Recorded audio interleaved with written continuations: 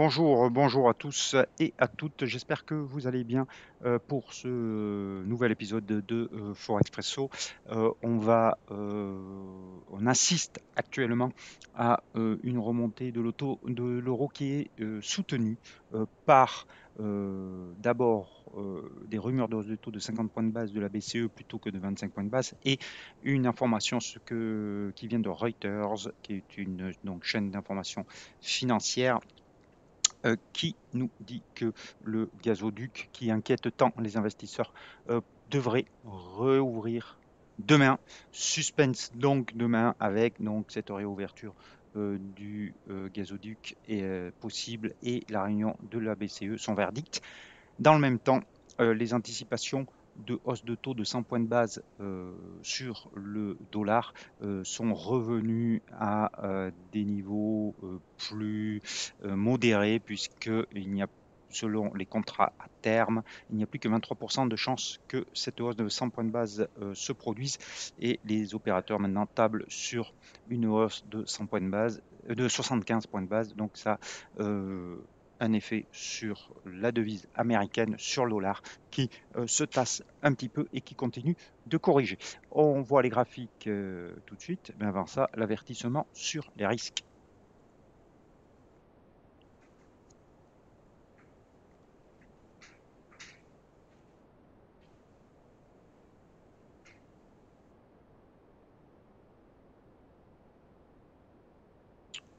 Voilà.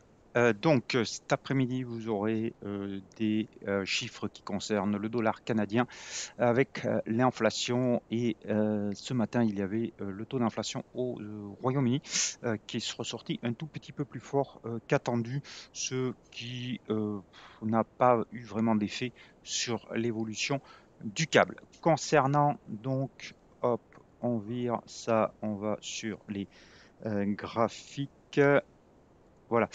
Concernant donc le dollar, pour commencer, alors pourquoi je n'ai pas tac tac tac, excusez-moi, voilà.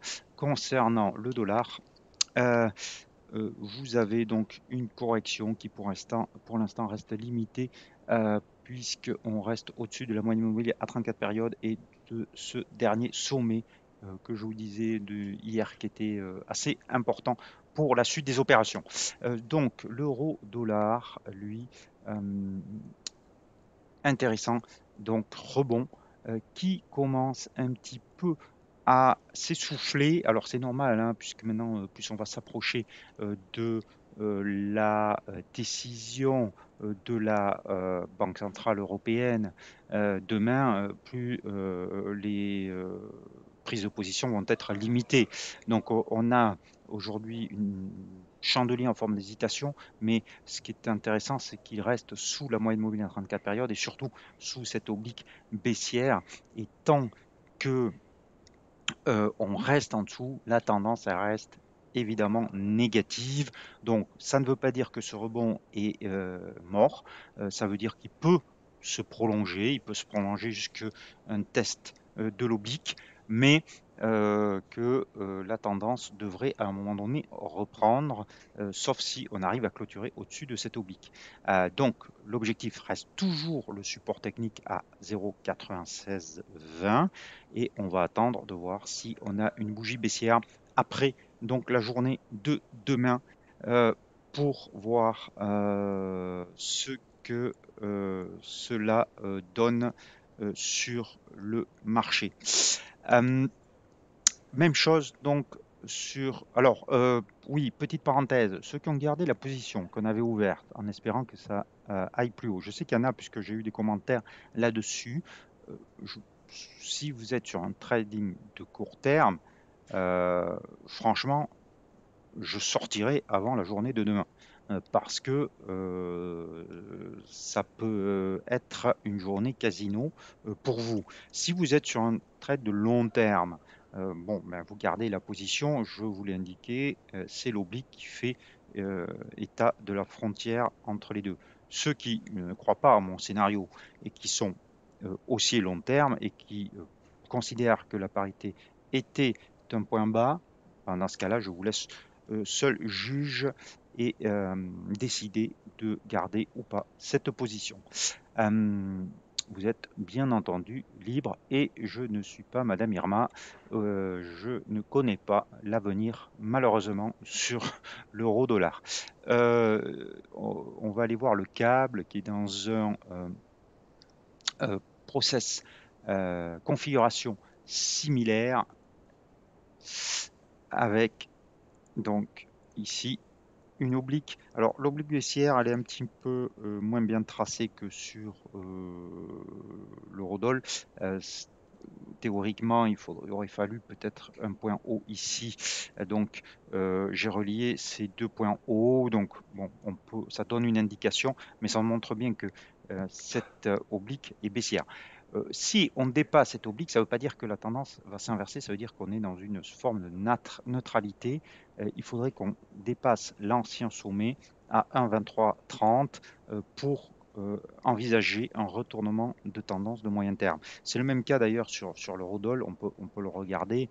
Voilà, la tendance pour envisager un retournement de tendance, il faudrait que l'eurodoll repasse au-dessus de 1,0615, retournement de tendance de moyen terme. Si on va maintenant sur l'OSI, vous voyez que l'OSI, lui, il continue de progresser et il se rapproche de cette borne haute de ce canal baissier, ce qui peut tout à fait entraîner le retour des vendeurs et serait un assez bon point d'entrée short. Mais pour cela, il faudrait qu'on ait une bougie baissière. Donc c'est un plan de trading à surveiller dans les prochains jours. Sur le kiwi, puisqu'on a un plan de trading en cours sur le kiwi, on a un petit peu la même configuration avec ce rebond technique qui dépasse la moyenne mobile à 34 périodes. Alors attention, elles sont en train de se retourner légèrement à la hausse. On verra dans les prochains jours, mais il est possible qu'on sorte de cette position. Je serais même assez tenté de le faire maintenant, de sortir du kiwi avec une prise de position, prise de bénéfice. On va peut-être attendre la clôture ce soir, mais si on avait une clôture ce soir sur ces niveaux, je pense que je sortirais de cette position puisqu'on est repassé au-dessus de la moyenne mobile à 34 périodes. Alors, ce qui me fait hésiter, c'est que c'est déjà arrivé par le passé. Vous voyez que cette moyenne mobile sur le kiwi ne fait pas vraiment office de résistance. C'était plus la moyenne mobile de 13 périodes, on l'a dépassé hier. Donc c'est pour ça que je vais attendre la clôture de ce soir, mais si on clôture là, bon, on pourrait sortir de la position.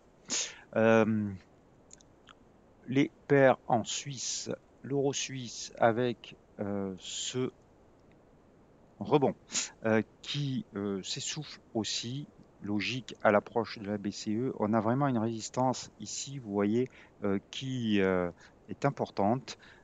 Cette zone-là, au-dessus de 0,99 95, 55, pardon, 0,99 55, et jusqu'à la parité, il y a une zone vraiment de résistance qui pourrait relancer la baisse, mais pour l'instant, on n'a pas cette indication là. Sur le dollar suisse, rien de bien nouveau. On est revenu dans la neutralité, comme je vous le disais hier, puisque nous sommes revenus sous le retracement Fibonacci de 38,2 et entre les deux moyennes mobiles ici. Donc, je passe neutre sur cette paire de devises. Alors, hier, j'ai envoyé, pour ceux qui sont abonnés à mon compte Instagram, pas Instagram, Twitter, pardon, une configuration de court terme sur le dollar yen intéressante. Je la reprends avec vous. Donc, je disais que si on cassait cette oblique baissière, on pourrait peut-être avoir à nouveau un trade long, puisque cette moyenne mobile à 200 périodes a très bien fait son office en permettant un retournement haussier. Alors, j'entendrai confirmation, mais bon, je vous rappelle qu'on est déjà long hein, sur le dollar yen à moyen terme, mais on pourrait aussi entrer une position à court terme si jamais on dépassait en clôture horaire 138 40. Voilà, 138 37 50. Je vous donne entre parenthèses, je vous donne pas mal, enfin pas mal. C'est la deuxième fois que j'évoque des trades sur l'horizon de temps horaire. Normalement, ces signaux, je les réserve. C'est un service payant, je les réserve à mes abonnés. Donc là, ça fait 2 fois que je vous fais un cadeau, si je puis dire. Donc sur l'euro-dollar qui a été soldé hier avec un gain. Donc je vous redonne un petit cadeau. C'est le cadeau de l'été, c'est les promos de l'été sur le dollar yen. Si vous voyez une clôture au-dessus 238,40, vous pourriez passer long. Le stop est tout de suite trouvé. Il est sous la moyenne mobile à 200 périodes horaires et vous visez dans ce cas-là un retour sur 139,38. Il est évident que, je le répète, ces trades sur l'horizon de temps horaire sont des trades de court terme. Voilà. Donc, ce sont des signaux que j'envoie normalement par mail. Bref, parenthèse terminée. Les autres paires en yen, ce qui est intéressant, c'est que notre plan de trading sur la UD yen fonctionne, mais parfaitement, puisque vous avez une prolongation de la hausse. Je vous rappelle qu'hier, j'avais mis notre stop loss sur notre point d'entrée. Donc, c'est que une win-win situation, j'ai envie de dire. Euh, on vise toujours 96,50.